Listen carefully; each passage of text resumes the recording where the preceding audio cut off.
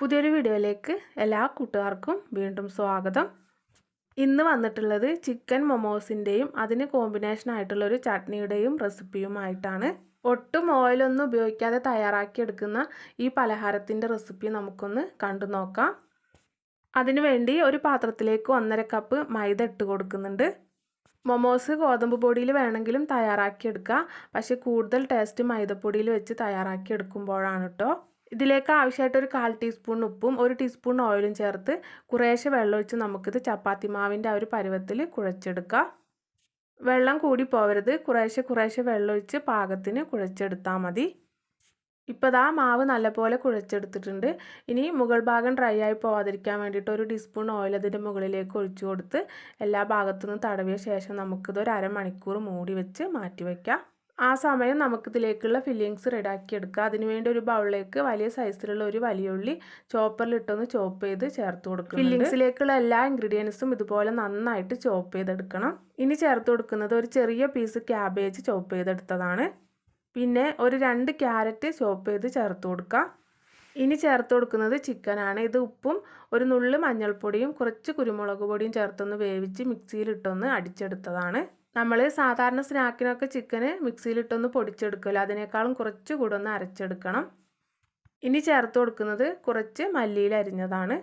പിന്നെ ഒരു 1/2 ടീസ്പൂൺ ഇഞ്ചി വെളുത്തുള്ളി പേസ്റ്റ് ചേർത്ത് കൊടുക്കുക. ഒരു പച്ചമുളക് ചെറുതായി കട്ട് ചെയ്ത് ചേർത്ത് കൊടുക്കുന്നുണ്ട്. ഇനി ഒരു 1/2 ടീസ്പൂണോളം കുരുമുളക് പൊടിയാണ് ചേർത്തിട്ടുള്ളത്.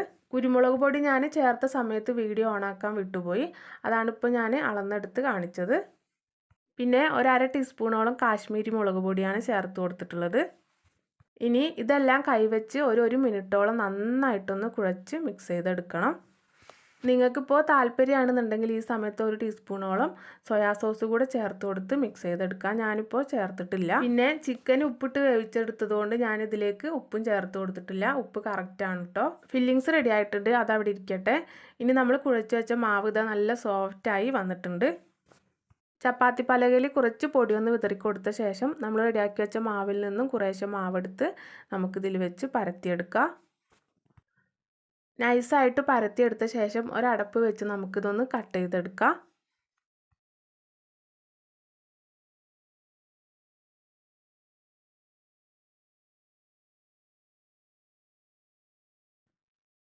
സൈഡ് ഭാഗത്തുള്ള മാവൊക്കെ മാറ്റിയെടുത്തതിന് ശേഷം കട്ട് ചെയ്തെടുത്ത് വെച്ചിട്ടുള്ള ഓരോ മാവ് എടുത്ത് അതിലേക്ക് ഫില്ലിങ്സ് വെച്ച് കൊടുത്ത് നമുക്കിതൊന്ന് മടക്കിയെടുക്കണം. ഒരു സൈഡിലേക്കൊന്ന് ഞൊറിഞ്ഞു കൊടുത്ത് ഒന്നങ്ങ് ചുരുട്ടിയെടുത്താൽ മതി. അപ്പോൾ നമുക്ക് മൊമോസിൻ്റെ ആ ഒരു ഷേപ്പ് കിട്ടും.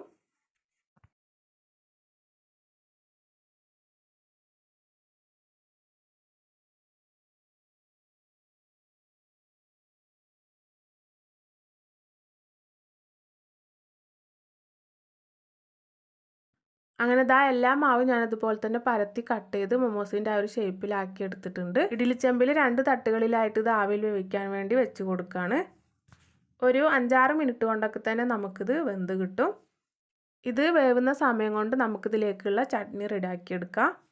അതിനുവേണ്ടി മിക്സി ജാറിലേക്ക് കുറച്ച് സമയം ചൂടുവെള്ളത്തിലൊന്ന് കുതിർത്തെടുത്ത ഒരു 5-6 ഉണക്കമുളക് ചേർത്ത് കൊടുത്തിട്ടുണ്ട്. പിന്നെ ചട്നിക്ക് നല്ലൊരു കളറിന് വേണ്ടിയിട്ട് 1/2 ടീസ്പൂണോളം കാശ്മീരി മുളക് പൊടി കൂടെ ചേർത്ത് കൊടുക്കുക.